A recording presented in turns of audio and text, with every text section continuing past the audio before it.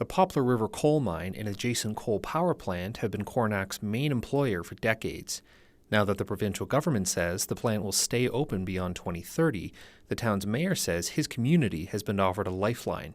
Some people are still coming to adjust to the fact that they're not going to have to sell their house. They're not going or give their house away, and they're not going to have to move.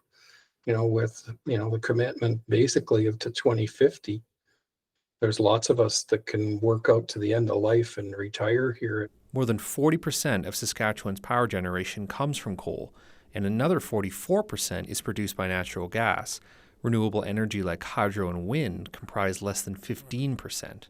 The plan to close the coal plants originally stemmed from the federal government's decision to achieve a net zero electricity grid by 2035.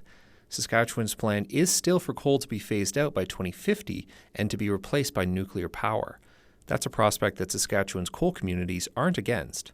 I think most people here are accepting that coal is going to change.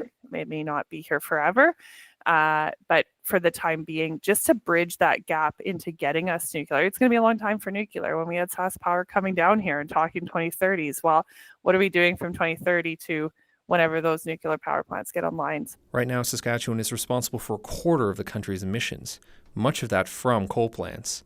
It's a dynamic that some experts say is unsustainable. There's too many risks. And so, I think of it as the equivalent of a movie store. I used to go to Blockbuster to rent movies. And if they were going to go and say, oh, Netflix has come, I think we should probably build more stores, build more outlets and make them fancier. I mean, that's a bad economic strategy. The federal government hasn't responded to the move yet, and the provincial government hasn't said how much it will cost to keep the plants going, or when nuclear power will go online. Chris Edwards, CBC News, Regina.